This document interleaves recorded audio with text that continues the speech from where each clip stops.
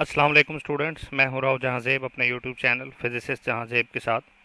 Students, इस lecture में हम इलेक्ट्रिसिटी एंड मैग्नेटिज्म का पोर्शन स्टार्ट करेंगे बीएससी की बुक से। तो चलें हम अपना पहला चैप्टर स्टार्ट करते हैं जो कि इलेक्ट्रिक फील्ड है। ठीक है, इलेक्ट्रिक फील्ड में चंद एक इम्पॉर्टेंट चीज़ें मैं आपको पहले बताना चाहूँगा जो कि चार्ज से रिलेटेड है। ये जो चार्ज होता है, चार्ज क्यू, इसको हमने लेबल किया होता है पॉजिटिव चार्ज या नेगेटिव चार्ज से।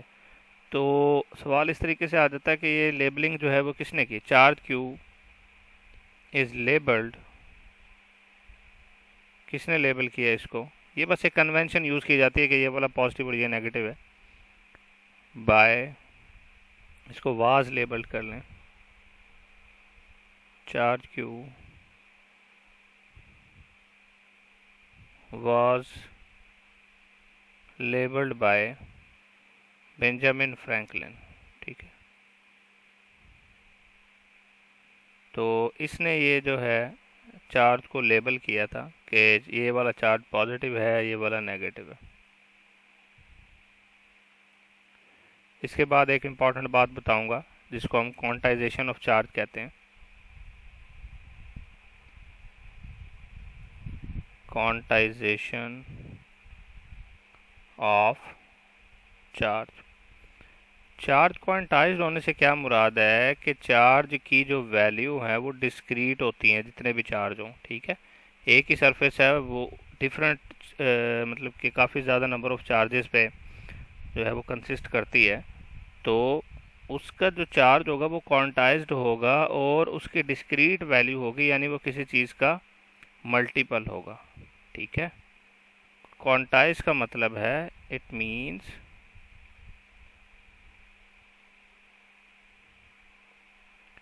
We get discrete values of charge. ठीक है, डिस्क्रीट वैल्यू ऑफ चार्ज।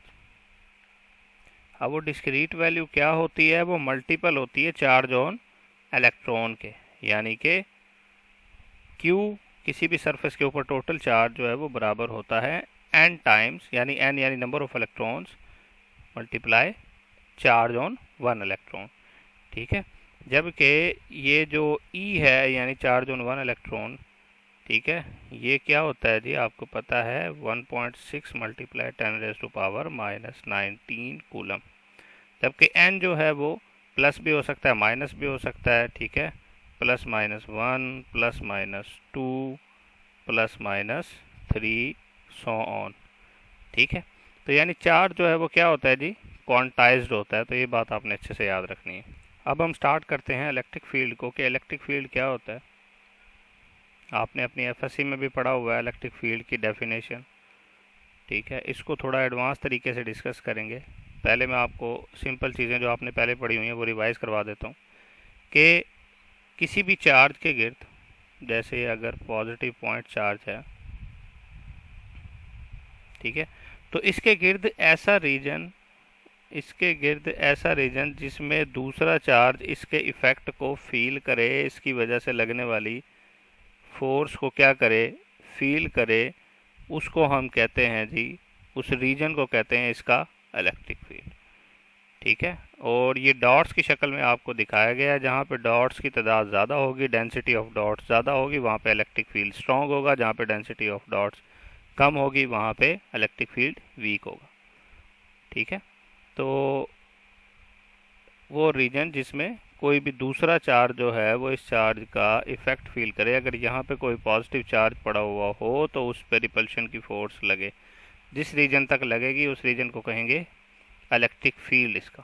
ठीक हो गया, तो ये बातें तो आपने याद रखनी है। नेक्स्ट हम बात कर लेते हैं कि इसकी जो दूसरी डेफिनेशन है फार्मूले के लिहाज से, वो क्या है जी, electric force per unit charge. Electric force per unit, ठीक है, electric force per unit test charge, जो टेस्ट चार्ज फील करता है। असल तो फोर्स फील करनी है टेस्ट चार्ज ने, ये जो टेस्ट चार्ज हमने पॉजिटिव रखा है यहाँ पे, ये वाला। ठीक है, तो electric force per unit test charge जो है उसको हम कहते हैं जी इलेक्ट्रिक फील्ड, और इलेक्ट्रिक फील्ड का फार्मूला क्या होगा, E is equal to f over q naught, अगर ये चार्ज क्या हो, टेस्ट चार्ज क्यू नॉट। ठीक है, तो यहाँ से इसका यूनिट भी आ जाएगा। यूनिट क्या होना चाहिए जी, यूनिट होगा जी इसका न्यूटन पर कूलम। ठीक है, इसी तरीके से हमने एक और चीज़ पढ़ी हुई थी इलेक्ट्रिक फील्ड के हवाले से कि इलेक्ट्रिक फील्ड जो है वो negative of the potential gradient के बराबर है। ये सारा मैंने आपको एक्सप्लेन किया हुआ है। यहाँ से इसका एक और फार्मूला भी आ जाता है, E is equal to v over l. ठीक है, और V ओवर L के लिहाज से अगर आप इसका यूनिट देखना चाहें तो क्या होगा जी, इसका यूनिट होगा वोल्ट पर मीटर। ठीक है, तो यहाँ पे मैंने आपको इसके दो ऐसा यूनिट जो हैं वो बता दिए हैं। ठीक है, इलेक्ट्रिक फील्ड का, इलेक्ट्रिक लाइंस ऑफ फोर्स का जो कंसेप्ट था वो किसने दिया जी, फैराडेज ने। Concept of electric lines of force,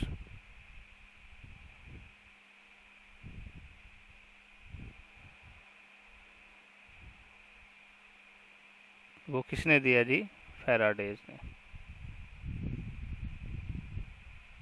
Faraday. ठीक है, अब हम अपना जो है वो इलेक्ट्रिक फील्ड का पोर्शन जो है वो थोड़ा एडवांस तरीके से स्टार्ट करते हैं। उसमें सबसे पहले हम देखेंगे, आपका प्रीवियस पोर्शन से ही लिया गया electric field due to, electric field E due to point charge. एक पॉइंट चार्ज है, उसकी वजह से किसी डिस्टेंस पे इलेक्ट्रिक फील्ड निकालना हो तो उसका मैग्नीट्यूड कितना होगा ये देखेंगे। ठीक है जी, तो electric field due to point charge जो है, फर्ज कर लें ये एक पॉइंट चार्ज है, ठीक है, प्लस Q, और इससे किसी डिस्टेंस पे पॉइंट P है। यहाँ पे आपने अगर निकालना है एक जो है चार्ज निकालना है, तो यहाँ पे आप क्या करेंगे, इलेक्ट्रिक फील्ड निकालना है तो यहाँ आप क्या करेंगे, एक positive test charge Q naught रख देंगे। ठीक है, तो इन दोनों के दरमियान अगर डिस्टेंस क्या हो R, तो इसकी वजह से पैदा होने वाला जो इलेक्ट्रिक फील्ड होगा E इज इक्वल टू के क्यू ओवर आर स्क्वायर होगा। ठीक है, तो ये आपने याद रखना है। ठीक है, चार्ज का magnitude divided by r square, और यहाँ से आप देख सकते हैं कि electric field inversely proportional to square root of r है। ये रिलेशन आपने याद रखना है पॉइंट चार्ज के लिए। ठीक है, अब हम नेक्स्ट बात कर लेते हैं electric field due to continuous charge distributions. अगर किसी जगह पे चार्ज जो है वो डिस्ट्रीब्यूटेड हो काफ़ी सारा, ठीक है, लाइन की शक्ल में हो सकता है और सरफेस पे हो सकता है, किसी वॉल्यूम पे 3 डायमेंशन में हो सकता है, तो उसकी वजह से इलेक्ट्रिक फील्ड जो है वो कितना प्रोड्यूस होगा ये हम देख सकते हैं। Electric field due to continuous charge distribution.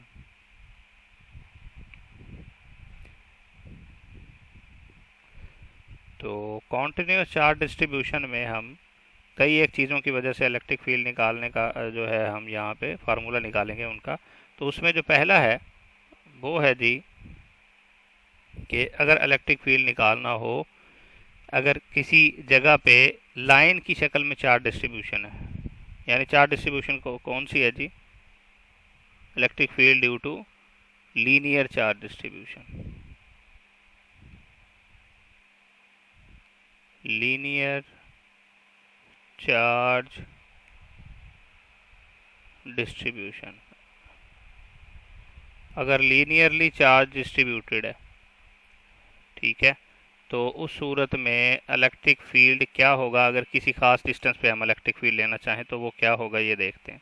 तो आपके सामने डायग्राम शो की जा रही है जिसमें एक लाइन के अक्रॉस जो है काफ़ी सारा चार्ज डिस्ट्रीब्यूटेड है, यहाँ पे फर्ज कर लें, ठीक है, और इसकी वजह से हम किसी पॉइंट P पे जो है वो इलेक्ट्रिक फील्ड निकालना चाह रहे हैं, तो हम कैसे इलेक्ट्रिक फील्ड निकालेंगे? इसका एक स्मॉल पोर्शन कंसीडर कर लेंगे dz। dz की वजह से पैदा होने वाला जो इलेक्ट्रिक फील्ड होगा P पे वो dE होगा।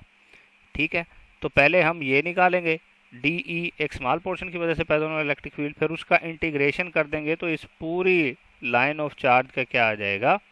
लीनियर चार्ज डिस्ट्रीब्यूशन का इलेक्ट्रिक फील्ड आ जाएगा। तो यहाँ पे एक टर्म डिफाइन की जाती है जिसको हम कहेंगे linear charge distribution, lambda linear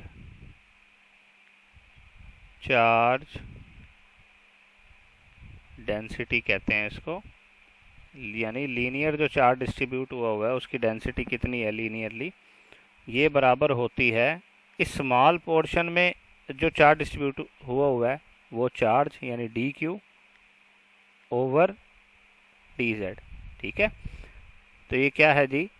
charge per unit length, charge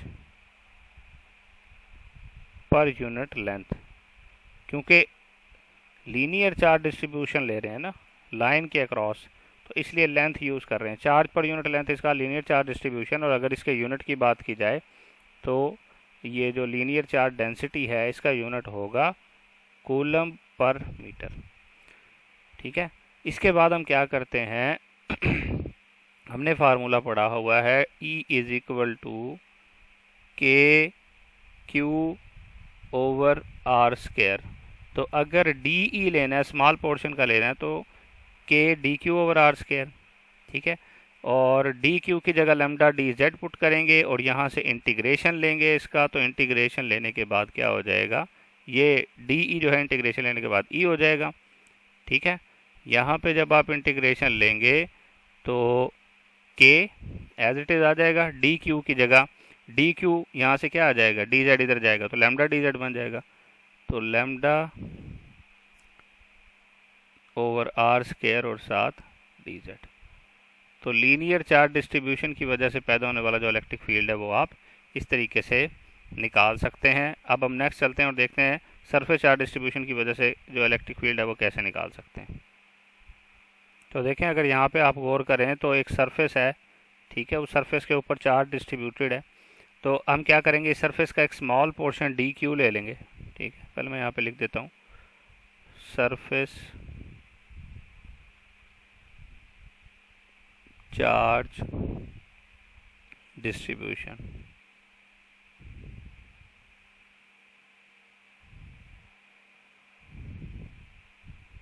surface charge distribution.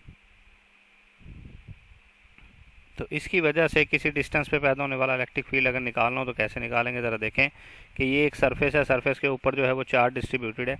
इस सरफेस का एक स्मॉल पोर्शन हमने कंसीडर कर लिया जिसके ऊपर हमने कह दिया कि चार्ज डी क्यू है। इस स्मॉल पोर्शन की वजह से पैदा होने वाला जो इलेक्ट्रिक फील्ड है वो डी ई है पॉइंट पी पे। तो इस पूरी सरफेस की वजह से पैदा होने वाला इलेक्ट्रिक फील्ड कितना होगा उसके लिए हमें एक टर्म डिफाइन करनी पड़ेगी, इसको हम शो करते हैं सिग्मा से, और इसको कहते हैं सरफेस चार्ज डेंसिटी, जैसे line charge density, surface charge density. अब हमने क्या किया है? बेसिकली हम 2 डायमेंशन में आ गए। ठीक है, यानी अब एरिया कंसीडर करेंगे क्योंकि ये आपके सामने 2 डायमेंशन जो है वो ऑब्जेक्ट हमने कंसीडर किया। सरफेस चार्ज डेंसिटी सिग्मा जो है वो बराबर होती है इस स्मॉल पोर्शन का charge D Q per unit area. ठीक है, चार्ज पर यूनिट एरिया। तो चार्ज पर यूनिट एरिया जो है वो क्या होता है जी? वो कहलाता है surface charge density, charge per unit area. चलें, और अगर इसके यूनिट की बात की जाए तो इसका यूनिट क्या होना चाहिए जी? यूनिट इसका होगा कूलम पर metre square, surface charge density का। अब फार्मूला वही है, उसके अंदर हम थोड़ी सी चेंजिंग कर देंगे कि डी क्यू जो है, यहाँ से डी क्यू किसके बराबर आ जाएगा जी? D Q is equal to sigma D A. तो फार्मूला यही है जो आप पहले देख चुके हैं। इसके अंदर बस डी क्यू की जगह लैम्डा डी जेड की जगह आप क्या करेंगे? सिग्मा डी ए पुट कर देंगे, तो आपके पास आपका मेन आंसर आ जाएगा। तो चलें स्टार्ट करते हैं, देखते हैं। तो आप क्या करेंगे कि E is equal to integration, अगर आपने पूरी सरफेस का निकालना तो इंटीग्रेशन करेंगे ना, k sigma D a over are square. अब ये सिग्मा डी ए क्यू की जगह पुट की है, तो ये है electric field due to surface charge distribution. अब बात कर लेते हैं electric field due to volume charge distribution, 3 dimension में अगर लेना हो, वॉल्यूम चार्ज डिस्ट्रीब्यूशन।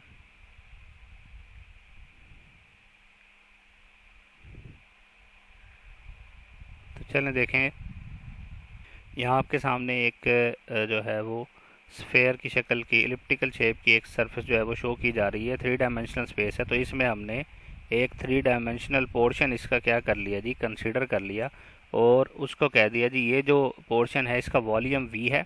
इस स्मॉल पोर्शन की वजह से पैदा होने वाला जो इलेक्ट्रिक फील्ड है जो पॉइंट P पे पैदा हो रहा है वो डी है, ठीक है। तो पहले हम डी निकालेंगे, उसके बाद इंटीग्रेशन अप्लाई कर देंगे, तो इस पूरी सरफेस की वजह से पैदा होने वाला इलेक्ट्रिक फील्ड जो है वो आ जाएगा। तो इसके लिए जो हम टर्म डिफाइन करेंगे उसको हम कहते हैं रो, यानी वॉल्यूम चार्ज डिस्ट्रीब्यूशन, ठीक है। तो देखेंगे कि ये जो वॉल्यूम चार्ज डिस्ट्रीब्यूशन है ये क्या होती है।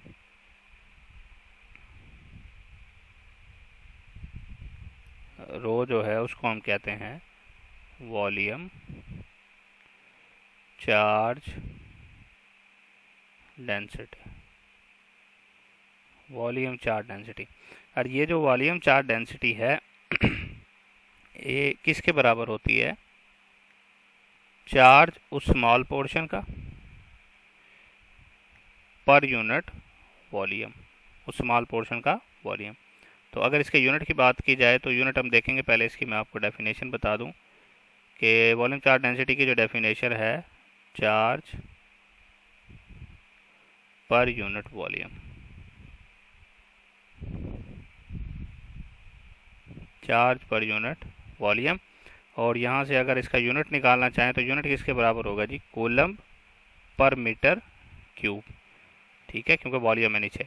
तो यहाँ से अगर आप इसकी जो है इलेक्ट्रिक इंटेंसिटी निकालना चाहते हैं तो कैसे निकालेंगे, हमें पता है कि यहाँ से डी क्यू जो है इस इक्वेशन से जो आपके सामने लिखी गई है, डी क्यू बराबर आ जाएगा रो डी वी के। तो अगर आप इलेक्ट्रिक फील्ड की इक्वेशन में पुट करें तो इलेक्ट्रिक फील्ड बराबर आ जाएगा इंटीग्रेशन के एज इट इज़, ठीक है। तो rho D V over are square.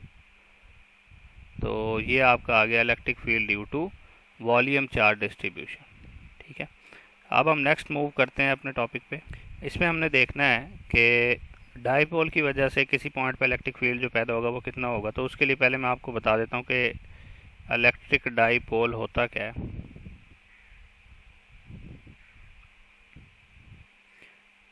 ठीक है, एक पॉजिटिव और एक नेगेटिव चार्ज, ठीक है, जिनका मैग्नीट्यूड सेम हो और उनके दरमियान एक कांस्टेंट डिस्टेंस हो, ठीक है। A positive and negative charge of same magnitude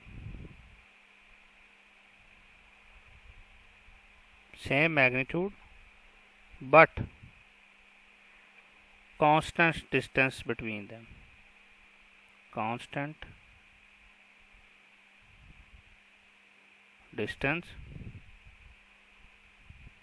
between them, इसको कहते हैं जी इलेक्ट्रिक डाईपोल। और इसको कैसे शो कर सकते हैं कि फ़र्ज़ कर लें ये एक चार्ज है पॉजिटिव, ये है नेगेटिव, दोनों के दरमियान एक कांस्टेंट डिस्टेंस होगा जिसको हम कहेंगे d। इसका मैग्नीट्यूड प्लस q है, इसका मैग्नीट्यूड माइनस q है, यानी मैग्नीट्यूड तो q ही है ना चार्ज का। तो इस पे बस इसकी जो है नेचर बताने के लिए प्लस और माइनस लगाया। और एक टर्म जो है यहाँ पे और डिफाइन करूँगा जिसको कहते हैं डाईपोल मोमेंट।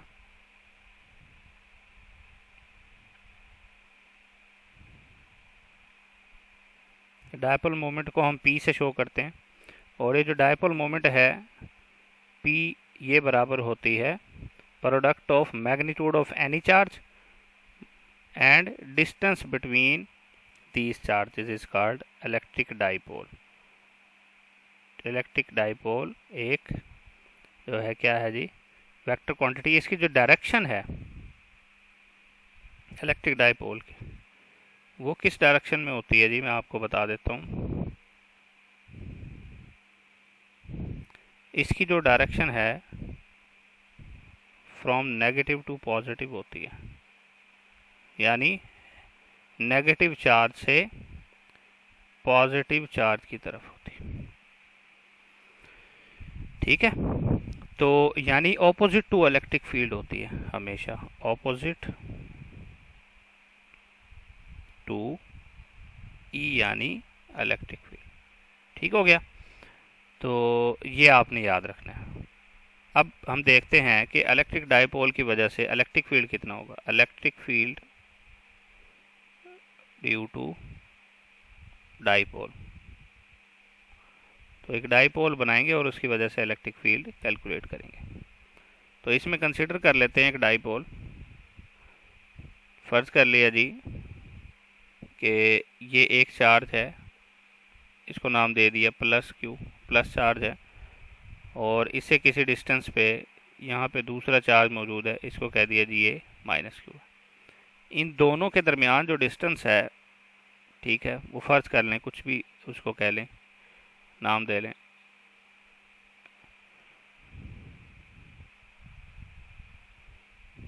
यहाँ पे चार्ज बना लेते हैं माइनस क्यू, और इन दोनों के दरमियान कोई भी डिस्टेंस है। इन दोनों का जो सेंट्रल पॉइंट है वो ये है, ज़रा तवज्जो करनी है। फर्ज कर लें ये है इनका सेंट्रल पॉइंट, इसको ओ का नाम दे दो। ठीक है, अब इन दोनों के दरमियान मैंने डिस्टेंस क्यों नहीं लिखा, क्योंकि यहाँ पे ये इंपॉर्टेंट नहीं है हमारे लिए। क्या इंपॉर्टेंट है, कौन सा डिस्टेंस इंपॉर्टेंट है, हम वो देख लेंगे यहाँ पे। फर्ज कर लें इससे किसी फासले पी पे, किसी फासले पे एक पॉइंट है, पॉइंट पी। यहाँ पे इलेक्ट्रिक फील्ड निकालना चाहते हैं, तो यहाँ पे इलेक्ट्रिक फील्ड कितना होगा वो हमने देखना है। तो हम क्या करेंगे कि फर्ज कर लेंगे कि ये जो चार्ज माइनस क्यू है,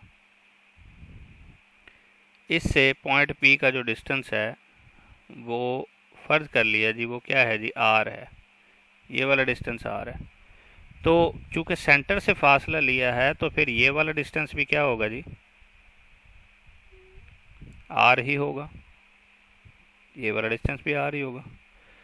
ठीक है, जब हमें ये पता होगा तो हम क्या करेंगे कि इस सेंट्रल पॉइंट का, इन दोनों चार्जेस यानी डाइपोल का जो सेंट्रल पॉइंट है उसका पॉइंट पी से डिस्टेंस देख लेंगे कितना है। वो फर्ज कर लें जी क्या है जी, एक्स है,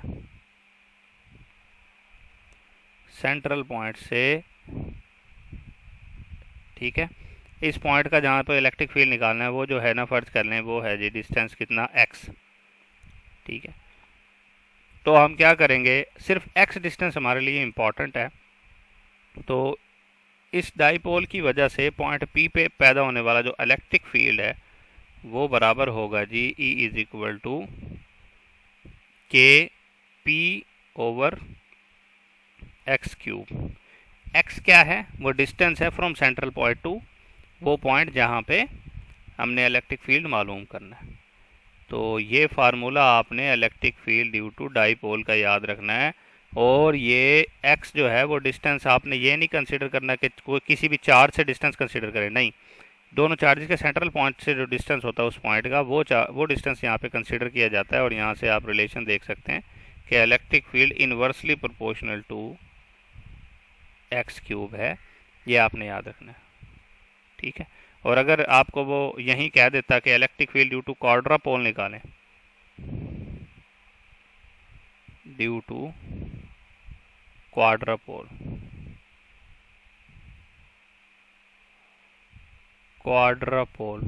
क्वाड्रापोल में दो इक्वल बट ऑपोजिट डाइपोल मौजूद होते हैं, ऑपोजिट डायरेक्शन में रखे हुए होते हैं, तो वो क्वाड्रापोल बन जाता है। तो क्वाड्रापोल की वजह से जो इलेक्ट्रिक फील्ड होगा वो क्या होगा जी, वो होगा E is equal to 3KQ over x की पावर 4। तो यहाँ पे मेन बात जो मैं बताना चाह रहा था वो ये था कि एक चार्ज की वजह से देखें तो इन्वर्सली प्रोपोर्शनल टू स्केयर होता है। दो चार्ज की वजह से यानी डायपोल की वजह से देखे तो इन्वर्सली प्रोपोर्शनल टू क्यूब होता है, और चार चार्जेस की वजह से देखे तो यानी क्वाड्रा पोल की वजह से देखे तो 4। ठीक है, तो इसका जो मोमेंट होता है वो क्वाड्रा पोल मोमेंट कहलाता है। ठीक है, तो ये आपने अच्छे से याद रखना है। अब हम देखेंगे कि अगर एक रिंग हो, रिंग पे जो है वो चार्ज डिस्ट्रीब्यूटेड हो, तो उसकी वजह से किसी पॉइंट पे इलेक्ट्रिक फील्ड कैसे निकाल सकते हैं। चलें स्टार्ट करते हैं। Electric field due to a ring of charge, इसका कंसेप्ट आपने समझ लेना है कि कैसे निकालना है हमने। चलें देखें, फर्ज कर लें ये एक सर्कुलर जो है रिंग है, इसके ऊपर चार्ज डिस्ट्रीब्यूटेड है। ठीक है, ये रिंग है, अंदर से खाली है, और इस रिंग का जो रेडियस है वो आर है, ये आपने याद रखना है। और आप इस रिंग से दूर किसी पॉइंट पी पे आप निकालना चाह रहे हैं इलेक्ट्रिक फील्ड। तो आप कैसे निकालेंगे, आप इसकी दो ऑपोजिट साइड्स पे एल और एम साइड पे छोटे छोटे लेंथ एलिमेंट कंसीडर कर लेंगे, स्मॉल पोर्शंस, और पहले इन दोनों पोर्शन की वजह से पैदा होने वाला इलेक्ट्रिक फील्ड निकालेंगे पॉइंट पी पे। अब चूंकि ये रिंग है तो इसलिए ऑपोजिट साइड पे हमने दो पोर्शन कंसीडर किए हैं। तो क्या होगा, जब एल और एम की वजह से पैदा होने वाला इलेक्ट्रिक फील्ड जो कि पी पे पैदा हो रहा होगा वो हम निकाल लेंगे, तो उसका इंटीग्रेशन कर देंगे। जैसे ही उसकी इंटीग्रेशन करेंगे तो हमारे पास इस पूरे रिंग पे मौजूद जो चार्ज हैं उनकी वजह से पैदा होने वाला इलेक्ट्रिक फील्ड आ जाएगा। तो फर्ज कर लिया ये जो पोर्शन है लेंथ मतलब एल पोर्शन जो है वो उसका पॉइंट पी से जो डिस्टेंस है वो आर है, तो एम का भी क्या होगा, आर होगा, दोनों का सेम होगा। और इन दोनों की वजह से पैदा होने वाला इलेक्ट्रिक फील्ड भी सेम होगा क्योंकि इन दोनों का डिस्टेंस सेम है पॉइंट से। तो डी ई एल बराबर होगा डी ई एम। ठीक है, electric field due to L portion, electric field due to M portion, ये दोनों आपस में क्या होंगे, बराबर होंगे। जबकि इनके सेंट्रल पॉइंट का जो डिस्टेंस है पॉइंट पी से वो क्या होगा जी, वो z होगा।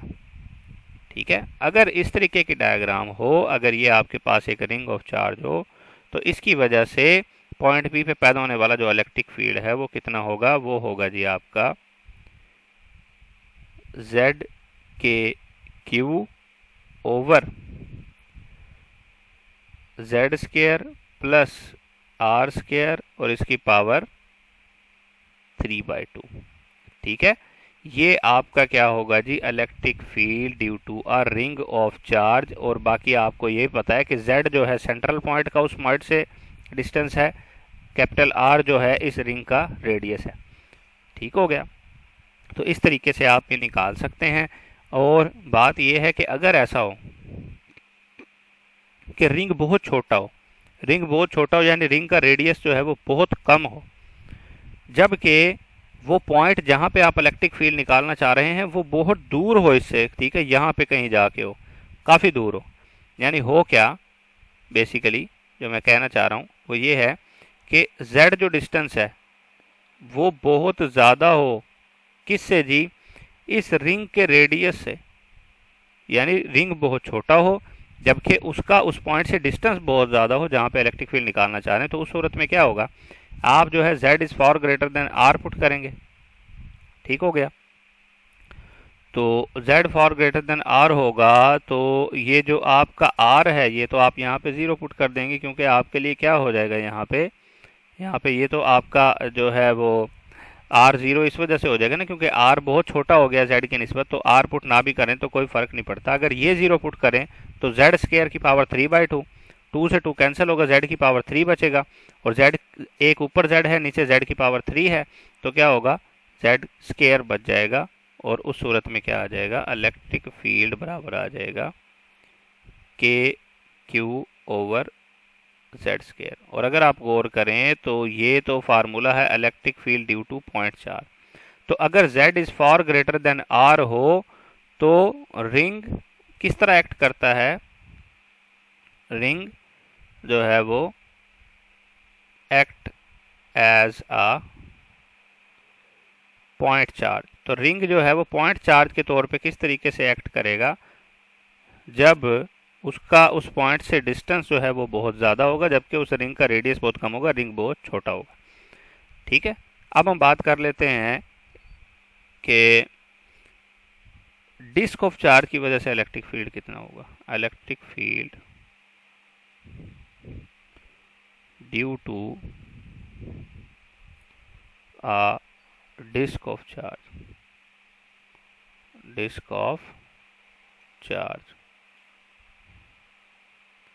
डिस्क जो है वो अंदर से क्या होगी, फील्ड होगी, सॉलिड होगी, अंदर से हालो नहीं होगी।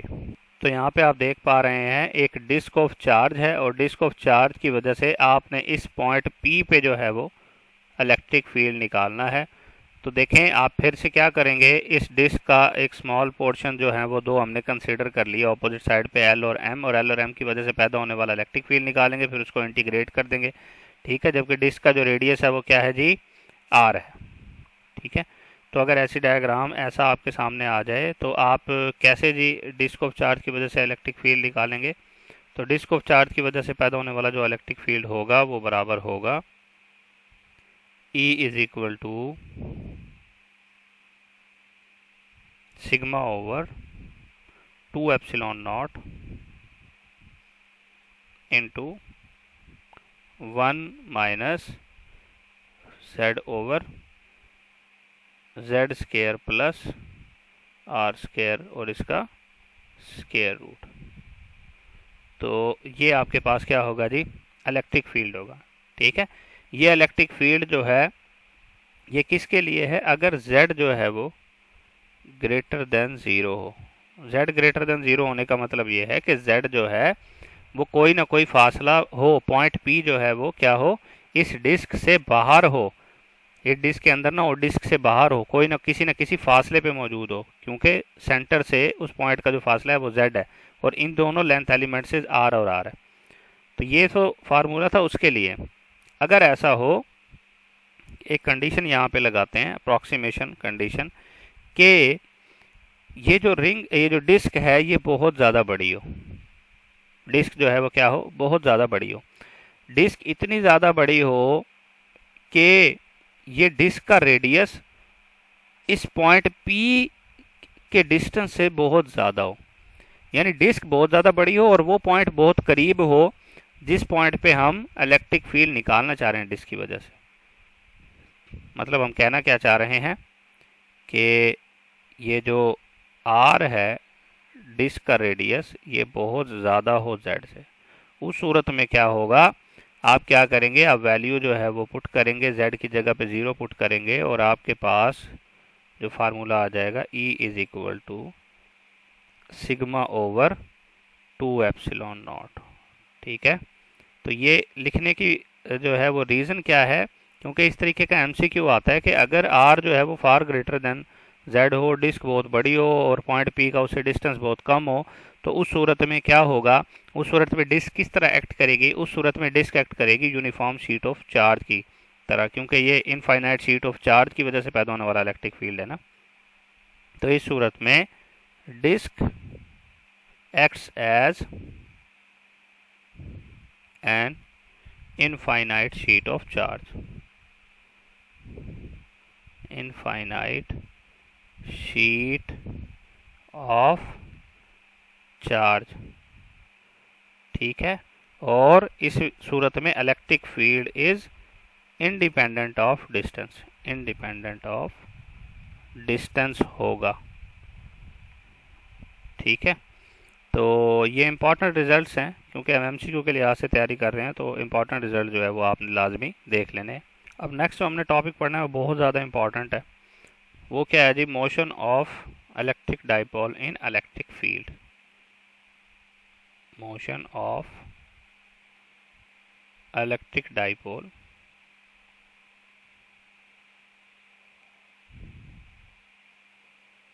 Electric dipole in electric field।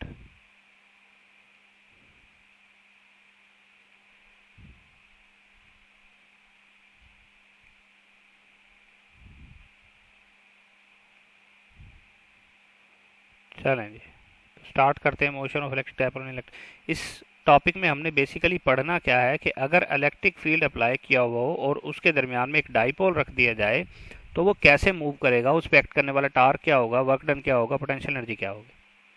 तो सबसे पहले हम बात कर लेते हैं जी टार्क की, कि इस पे एक्ट करने वाला टार्क क्या होगा, फिर उसके लिए डिफरेंट चीज़ें हम जो है वो देखते जाएंगे। ठीक है, अब देखें कि जब आपने इलेक्ट्रिक फील्ड के दरमियान इलेक्ट्रिक डाइपोल को रख दिया और इलेक्ट्रिक डाइपोल की direction from negative to positive होती है और इलेक्ट्रिक फील्ड की direction from positive to negative होती है, टार्क की सूरत में मैक्सिमम प्रोड्यूस होगा, ये हमने देखना है। ठीक है, उसके लिए मैं यहाँ पे आपको जो है पहले इसकी फिजिकल रीजन भी बता देता हूँ, उसके बाद हम फार्मूले वाले रीजन देख लेंगे। देखिए, फर्ज कर लें ये हमने इलेक्ट्रिक फील्ड अप्लाई कर दिया,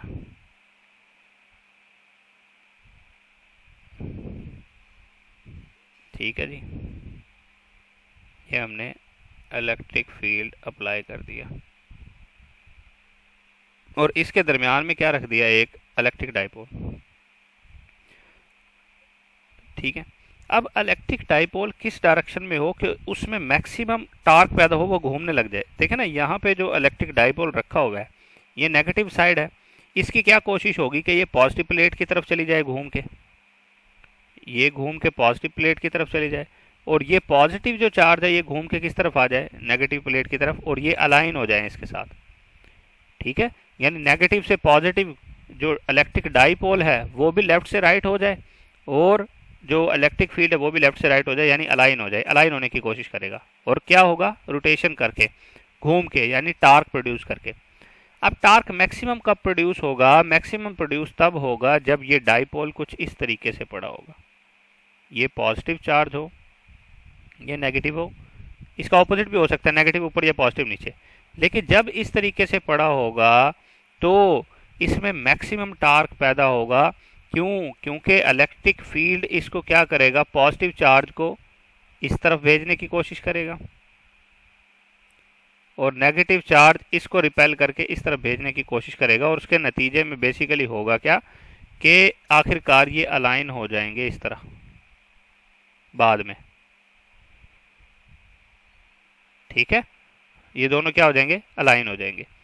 तो मैक्सिमम टार्क की सूरत में प्रोड्यूस होगा, और ये किस तरह मूव कर जाएगा जी, ये इस सूरत में जो मैंने आपको बताया क्लॉकवाइज मूव कर जाएगा। अगर नेगेटिव ऊपर और पॉजिटिव नीचे होता तो फिर ये किस तरह मूव करता, फिर ये एंटी क्लॉकवाइज मूव कर जाता। तो इस लिहाज से अगर देखा जाए तो इसका जो फार्मूला है वो बराबर होता है टार्क, इलेक्ट्रिक टार्क जो है वो बराबर होता है dipole moment P cross E, यानी इसको आप ऐसे भी लिख सकते हैं, tau E is equal to magnitude form में PE साइन थीटा। थीटा किसके दरमियान जी, डाइपोल मूवमेंट और इलेक्ट्रिक फील्ड के दरमियान। ठीक है जी, अब बात कर लेते हैं मैक्सिमम टार्क की। मैक्सिमम टार्क कब होगा, मैक्सिमम टार्क होगा जब थीटा बराबर हो किसके जी, 90 डिग्री के। ये देखे ना, यहाँ से इलेक्ट्रिक फील्ड तो ये था और फ्रॉम नेगेटिव टू पॉजिटिव ऊपर की तरफ जो है वो क्या था, डाइपोल मोमेंट था, तो यानी 90 डिग्री का एंगल था। तो tau is equal to P E sine 90, तो टार क्या आ जाएगा, पी ई के बराबर आ जाएगा, यानी मैक्सिमम होगा। अब बात कर लेते हैं किसकी जी, कि टार्क जो है वो जीरो कब होगा, जब कोई टार्क प्रोड्यूस नहीं होगा, ये हिलेगा ही नहीं। डाइपोल जो है अगर इलेक्ट्रिक फील्ड में पड़ा हुआ उस तरीके से तो हिले भी ना, तो वो किस सूरत में होगा, देखें यहाँ पे बना के बता देता हूँ, ये पॉजिटिव साइड हो, ये नेगेटिव साइड हो। तो ये देखें यहाँ पे क्या हो, अगर डाइपोल ऐसे पड़ा हुआ हो, तवज्जो करें, यहाँ पे क्या हो जी, नेगेटिव, यहाँ पे क्या हो जी, पॉजिटिव। ठीक है, अब इस सूरत में आप अगर गौर करें तो इलेक्ट्रिक डाइपोल जो है वो फ्रॉम नेगेटिव टू पॉजिटिव होता है, और इलेक्ट्रिक फील्ड जो है वो फ्रॉम पॉजिटिव टू नेगेटिव होता है। ऐसा ही है ना। तो इन दोनों के दरमियान एंगल क्या हो गया, ये तो एक दूसरे के साथ अलाइन हो गए, एक दूसरे के साथ क्या हो गए, पैरेलल हो गए। तो जब ये आपस में क्या होंगे, अलाइन हो जाएंगे, ठीक है, P पैरेलल टू E हो जाएगा, तो उस सूरत में टार्क क्या हो जाएगा आपका, 0। तो torque is equal to P E sine of 0 degree, तो टार्क बराबर आ जाएगा 0 के। तो 0 टार्क जो है वो इस कंडीशन में होगा, क्योंकि टार्क प्रोड्यूस ही नहीं होगा ना। पॉजिटिव जो है वो नेगेटिव के पास आ गया है, यहाँ जो है नेगेटिव पॉजिटिव के पास है, तो अब घूमने की कोई रीज़न ही नहीं है, इसकी टार्क प्रोड्यूस होने की कोई रीज़न ही नहीं है, ठीक है। तो इसलिए हम कहते हैं कि यहाँ पे जो टार्क होगा वो क्या होगा, इस कंडीशन में 0 होगा। अब हम बात कर लेते हैं कि इस पे एक्ट करने वाली इसकी जो पोटेंशियल एनर्जी है वो किस तरीके से वेरी होगी डाइपोल की। पोटेंशियल एनर्जी तो पहले फिजिकल में आपको रीज़न बता दूंगा, उसके बाद इसकी जो है रीज़न बताऊंगा फार्मूले के लिहाज से। तो फ़र्ज़ कर लेते हैं जी, ये है हमारे पास इलेक्ट्रिक फील्ड, और इलेक्ट्रिक फील्ड के दरमियान में क्या रखा हुआ है जी, एक डाइपोल रखा हुआ है। अब डाइपोल की क्या कोशिश होगी, जब हम क्या करते हैं, ज़मीन से किसी ऑब्जेक्ट को ऊपर लेके जाते हैं तो उसमें पोटेंशियल एनर्जी स्टोर कर देते हैं ना। वो पोटेंशियल एनर्जी स्टोर होने का सबूत क्या है कि जब हम उसको ऊपर से छोड़ें तो वो नीचे आके गिरेगा खुद ब खुद। इसी तरीके से डाइपोल में भी क्या होगा कि जब हम उसको ऐसी डायरेक्शन में ले जाके छोड़ देंगे कि वो खुद ब खुद मूव करके वापस आए, ठीक है, तब उसकी पोटेंशियल एनर्जी मैक्सिमम होगी, ठीक है। तो यहाँ पे दो कॉन्फ़िगरेशन होती हैं जिसको हम कहते हैं, एक जो है वो हाई एनर्जी कॉन्फ़िगरेशन होती है, एक लो एनर्जी कॉन्फ़िगरेशन होती है, ठीक है। तो यहाँ पे मैं बता देता हूँ, हाई एनर्जी कॉन्फ़िगरेशन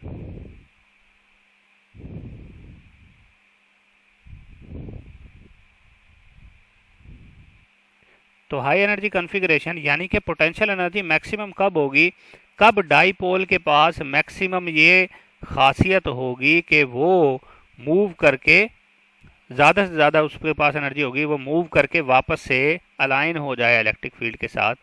तो कब उसकी ये खासियत होगी। अब बात ये है कि डाइपोल अगर ऐसे पड़ा हुआ हो, ये देखें,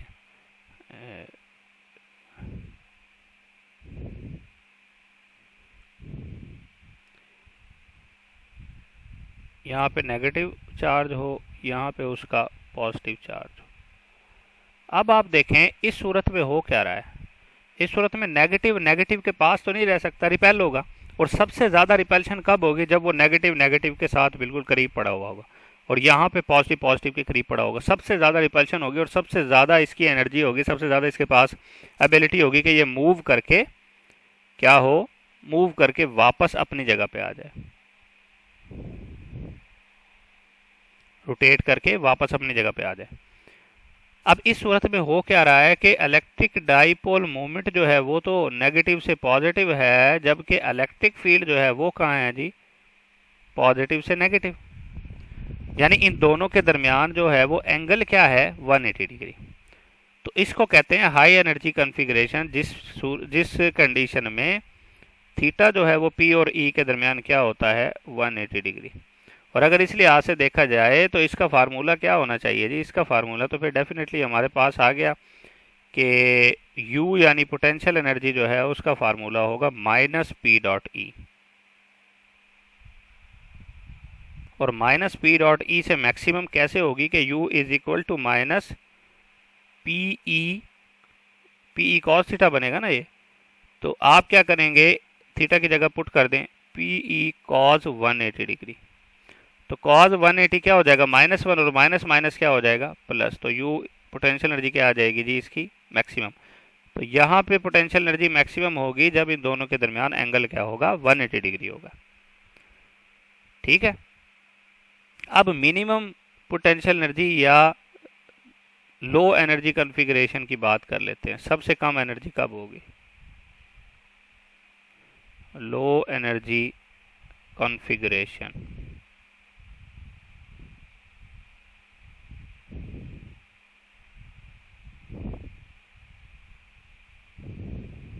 ठीक है जी। अब लो एनर्जी कॉन्फ़िगरेशन जो है वो यहाँ से आपने समझनी है डायग्राम से। ये आपके पास पॉजिटिव चार्जेस हैं, ये नेगेटिव चार्जेस हैं, और इनके दरमियान में क्या है जी, एक इलेक्ट्रिक डाइपोल हमने रखना है। ऐसे रखना है कि उसकी एनर्जी बिल्कुल भी ना हो, उसके पास वापस आने की खासियत बिल्कुल भी ना हो। पोटेंशियल एनर्जी यही होती है ना कि जहाँ से आप उसको पोजीशन चेंज करा के लेके गए वहाँ से वो वापस आ जाए, तो मतलब उसके पास पोटेंशियल एनर्जी मौजूद है। अब अगर आप ऐसे रख दें तो गौर करें, पॉजिटिव के पास नेगेटिव मौजूद है, नेगेटिव के साथ पास पॉजिटिव मौजूद है, तो इनके वापस जाने की कोई वजह ही नहीं है, और वापस नहीं जाएंगे खुद ब खुद, इसका मतलब इनके पास एनर्जी नहीं है। ठीक है। और इस सूरत में डायरेक्शन अगर देखें तो नेगेटिव से पॉजिटिव डाइपोल मोमेंट और electric field from positive to negative, और इन दोनों के दरमियान एंगल क्या है, दोनों एक दूसरे के पैरेलल हैं, और इस सूरत में एंगल क्या होगा, theta is equal to 0 degree. और theta is equal to 0 degree आप अपनी पोटेंशियल एनर्जी के फार्मूले में लगाएं, माइनस पी डॉट ई होता है ना, यानी माइनस पी ई कॉज 0 डिग्री, तो कॉज 0 1 हो जाएगा, और माइनस पी ई यानी नेगेटिव में आप पोटेंशियल एनर्जी है जो कि क्या है, मिनिमम है। तो मिनिमम की सूरत में होगी जब एंगल इन दोनों के दरमियान क्या होगा जी, 0 डिग्री। अब बात कर लेते हैं कि वर्क डन कितना करना पड़ता है। ठीक है।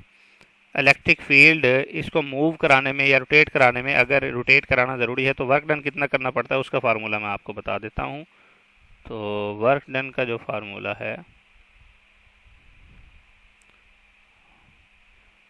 वर्क डन जो करना पड़ता है वो बराबर होता है, हमें पता है कि डी डब्ल्यू बराबर होगा किसके जी, एफ डॉट डी एस के, जो कि बराबर होगा एफ डॉट डी एस, जो डिस्टेंस है उसकी जगह हम पुट करेंगे क्या जी, आर थीटा,